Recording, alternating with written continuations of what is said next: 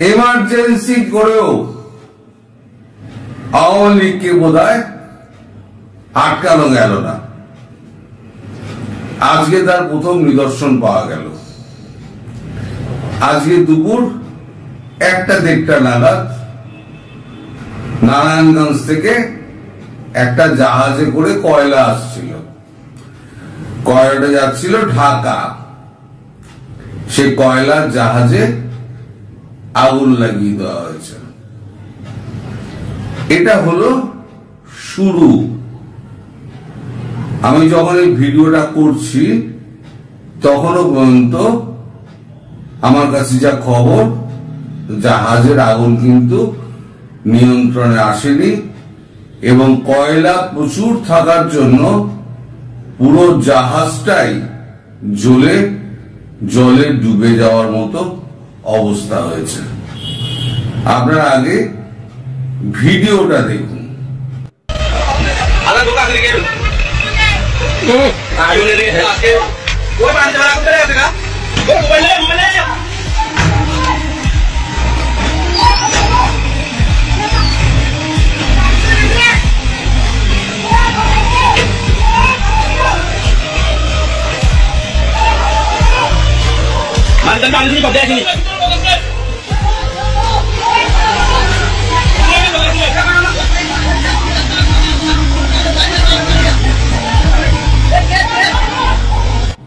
দর্শক, এটাকে বোধহয় বলতে হবে শেষের শুরু।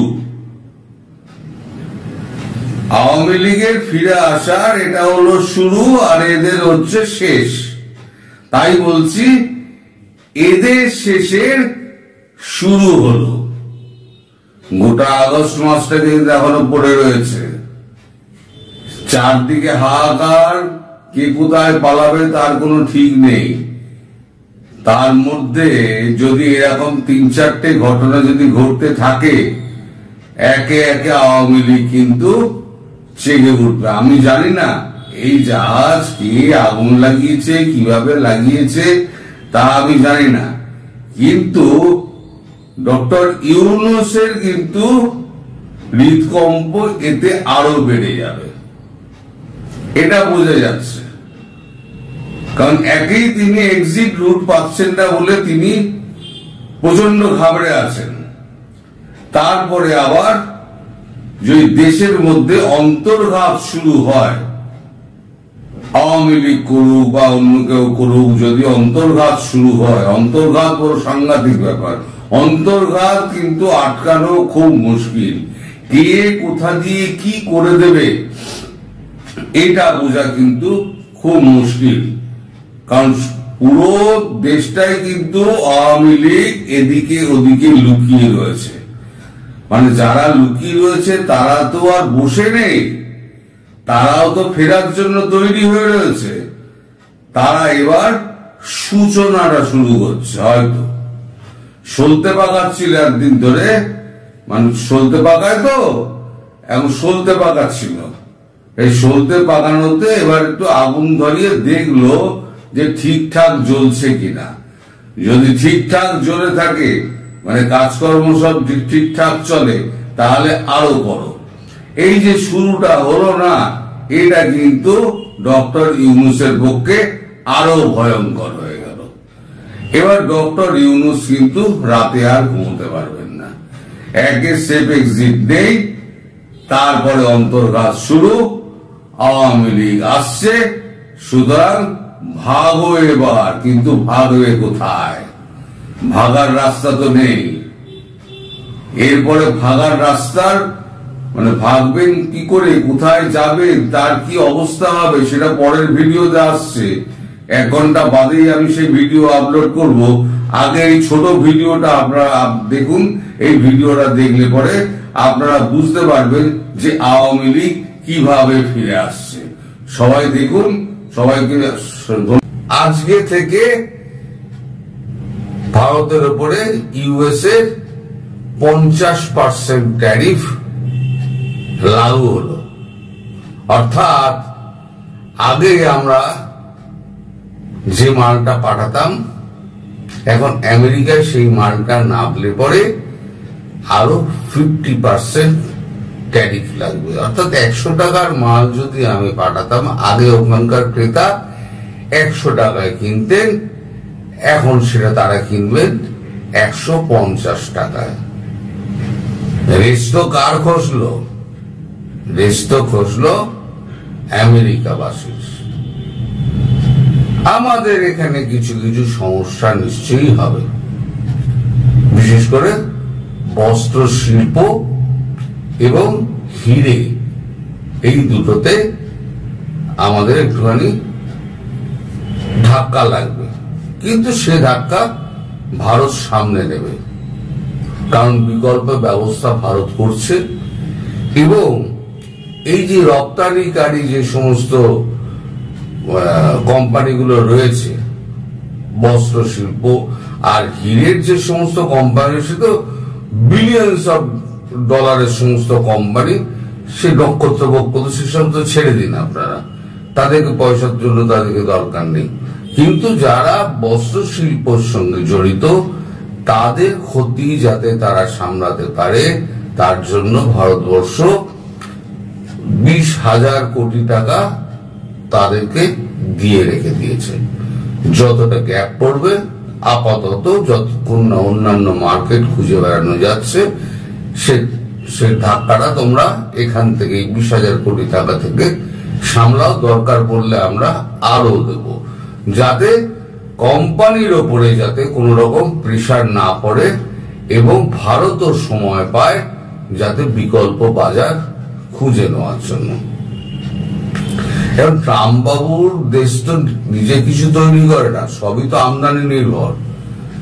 নিজে যা করে সেটা হচ্ছে কিছু বিজ্ঞান ভিত্তিক ইলেকট্রনিক্স আর অস্ত্র, এছাড়া ওই ফল টল কিছু এই সমস্ত উৎপাদন হয়, সেগুলো রপ্তানি রপ্তানি করে। এর বাইরে কিছু নেই, যার জন্য ভারতবর্ষের সঙ্গে আমেরিকার এই লেনদেন 77 থেকে 80 বিলিয়ন ডলারের মধ্যে। কিন্তু আমেরিকা চীনের সঙ্গে ভারতের প্রায় 236 বিলিয়ন ডলার, কারণ চীন সমস্ত কিছু তৈরি করে, মানে যা যা দৈনন্দিন জীবনে দরকার চীন সমস্ত কিছু তৈরি করে।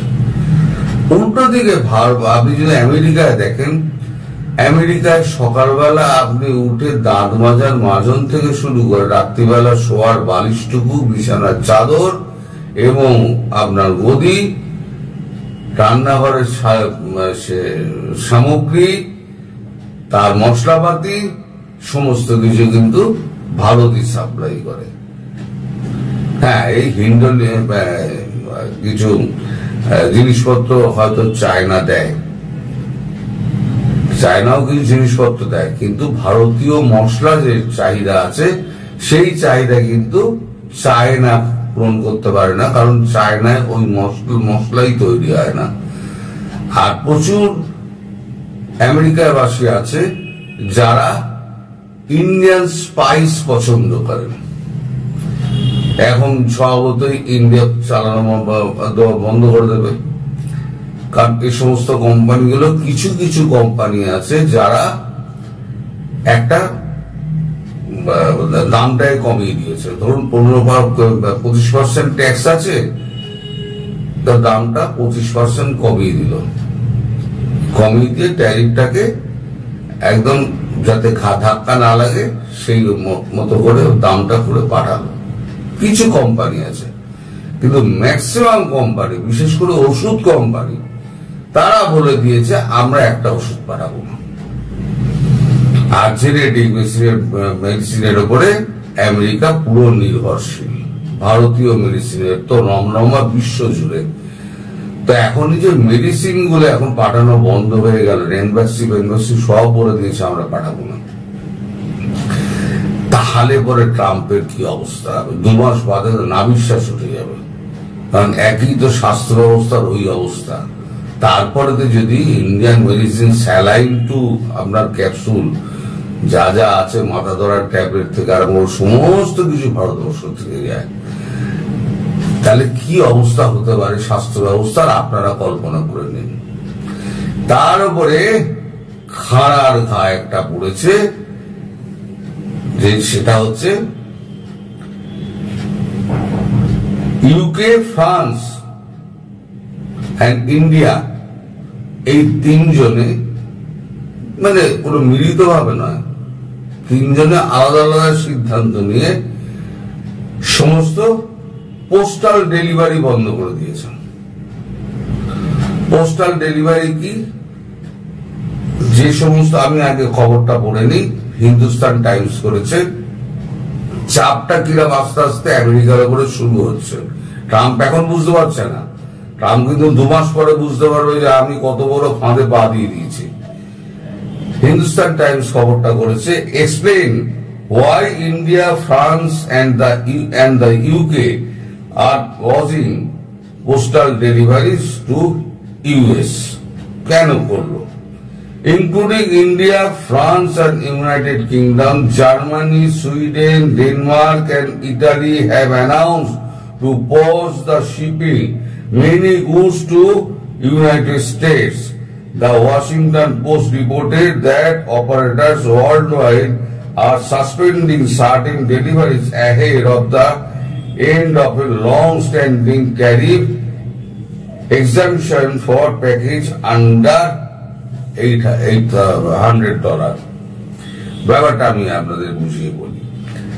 আগে আমেরিকার নিয়ম ছিল, 2016 সালে একটা নিয়ম করা হয়েছিল যে $800 মধ্যে যে সমস্ত পণ্য প্যাকেট করে পাঠানো হবে, সেটা আপনার মশলাপাতি হোক আর খেজুর হোক, খাবার হোক, যাই হোক না কেন, সে সোনপাপড়ি হোক, যাই হোক না কেন, তার উপরে কোনো ট্যারিফ লাগবে না।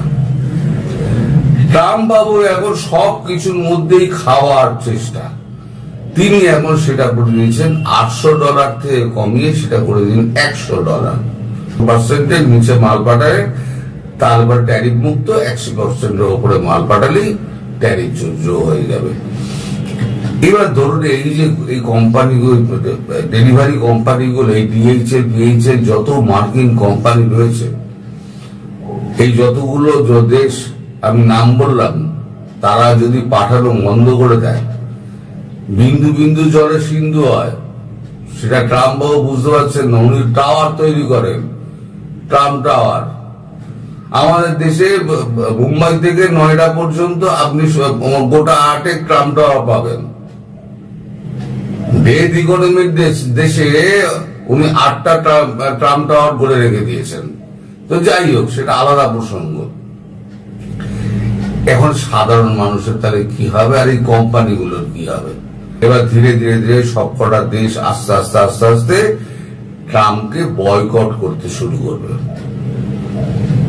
তাহলে কি হলো, যে বন্ধু দেশগুলো যেগুলো ছিল সেইগুলো হয়ে গেল শত্রু দেশ, আর চায়না ছিল শত্রু দেশ, হয়ে গেল বন্ধু দেশ। ওই জন্য নিকি হেলি বলেছিলেন যে আমরা একটা ভুল পদক্ষেপ নিচ্ছি, যে আমরা ভারতবর্ষের সঙ্গে আমাদের দূরত্ব বাড়িয়ে দিচ্ছি। এই দূরত্ব এখনই না কমালে তাহলে পরে ভবিষ্যতে মার্কিন যুক্তরাষ্ট্রকে অনেক অসুবিধার মধ্যে পড়তে হবে। সত্যি যে দূরত্ব তৈরি হয়েছে তার একেবারে সদ্য উদাহরণ পাওয়া গেছে গতকালকে। একটি জার্মান পত্রিকা, আপনাদের হয়তো অনেকেরই কানে গিয়েছে ব্যাপারটা, তারা লিখছে যে এই সপ্তাহে, সাম্প্রতিক সপ্তাহের মধ্যে ট্রাম্প মোদীকে 4 বার টেলিফোন করেছিলেন, কিন্তু মোদী ধরেননি টেলিফোন। কি লিখছে, সাম্প্রতিক সপ্তাহগুলিতে মোদী ট্রাম্পের ফোন 4 বার প্রত্যাখ্যান করেছেন। জার্মান সংবাদপত্র ফ্র্যাঙ্কফুর্টার আলগেমেইনের মতে মার্কিন প্রেসিডেন্ট ডোনাল্ড ট্রাম্প সাম্প্রতিক সপ্তাহগুলিতে ভারতের প্রধানমন্ত্রী নরেন্দ্র মোদীর সাথে ফোনে কথা বলার কমপক্ষে 4টি চেষ্টা করেছেন, কিন্তু ভারতীয় নেতা তার সঙ্গে কথা বলতে অস্বীকৃতি জানিয়েছেন। মেইনস ভিত্তিক রেকর্ড পত্রিকাটি এটিকে তার মানে মোদীর ক্রোধের গভীরতার পাশাপাশি সতর্কতার ফলাফল হিসেবে মনে করছে। রাষ্ট্রপতি ট্রাম্প যখন প্রধানমন্ত্রীর সঙ্গে কথা বলার চেষ্টা করেছিলেন তখনও তিনি ভারতে 50% শুল্ক আরোপ করেছিলেন, যা ব্রাজিল ছাড়া অন্য কোন দেশের পক্ষে দেশের জন্য সর্বোচ্চ। 25 বছরের বেশি সময় ধরে গড়ে ওঠা ভারত মার্কিন সম্পর্ক খারাপ পর্যায়ে পৌঁছেছিল যখন ট্রাম্প ভারতকে বাণিজ্য উদ্বৃত্ত বলে টার্গেট করেছিলেন। রাশিয়া থেকে অপরিশোধিত তেল কেনার ব্যাপারে জন্য ডিসি নয়াদিল্লির উপর জরিমানাও আরোপ করেছিলেন। তারপরে তো ইতিহাস লেখা হয়েছে যে কি করে এ হয়েছে, মানে ট্রাম্পের জরিমানাটা ট্রাম্প বাড়িয়েছে। এখন এই যে মোদী যে ফোনটা যে ধরলেন না, তার একটাই কারণ ট্রাম্পকে তিনি আর বিশ্বাস করেন না। কোথায় কি রেকর্ড করে রেখে দেবে, হয়তো মোদীজি বলবেন লাগাইয়ে आपका जितना जी चाहे आप टैरिफ लगा दीजिए, ওইটাই ট্রাম্প উল্টে হয়তো বলতে পারেন ওই তো মোদীর সঙ্গে কথা বলেছিলেন, মোদী বলেছে যে ট্রাম্প আপনি বাড়িয়ে দিন, ট্যারিফ বাড়িয়ে দিন, আমার কোনো আপত্তি নেই। এটা আবার কারণ চূড়ান্ত মিথ্যাবাদী তো, আজকে সকালবেলা যা বলছে বিকেলবেলা তার উল্টো বলবে। তারপরে ট্রাম্প কিন্তু চাপে আছে, মোদীর সঙ্গে যোগাযোগ করতে চাইছে, কিন্তু মোদী সাড়া দিচ্ছেন না। মোদী বলেছেন তো যা খুশি তুই কর, तेरे के जो ही मन चाहे तू कर ले, मैं बात नहीं करूंगा। তুই 500% চাপা, আমার কিছু যায় আসে না। সারা পৃথিবী পড়ে রয়েছে $77 থেকে $80 বিলিয়ন বাজার খুঁজে বের করতে ভারতবর্ষের 1 মাসের বেশি সময় লাগবে না। অলরেডি পীযূষ গোয়েল মাঠে নেমে গেছেন, তিনি সারা পৃথিবী চক্কর কাটতে লেগে গেছেন, বাণিজ্য সচিবও সারা পৃথিবী চক্কর কাটছে। সুতরাং ভারতবর্ষের যা অবস্থা, এই যে 77 বা $80 বিলিয়ন যে আমরা ক্ষতির সম্ভাবনা মুখোমুখি হলাম, তাতে কি হলো, আমাদের জিডিপির 1%-এরও নিচে আছে ক্ষতির সম্ভাবনা, যেটা আমাদের জিডিপির উপরে কোনো প্রভাব ফেলবে না বলে আরবিআই জানিয়ে দিয়েছে। এবং ভারতবর্ষ সেটাকে দ্রুত রিকভারি কি করে করা যায় সে কাজকর্ম করছে। এই যে যুদ্ধটা শুরু করলেন ট্রাম্প, শীত যুদ্ধ, এর ফল কিন্তু ট্রাম্পকে ভুগতে হবে। আজকে ট্রাম্প বুঝতে পারছেন না, সারা পৃথিবী থেকে যখন বিচ্ছিন্ন হয়ে যাবেন তখন উনি বুঝতে পারবেন যে কোন ফাঁদে উনি পা দিয়েছেন, এবং তার যে সংঘাতগুলো রয়েছে সেই সংঘাতটাও সব সময়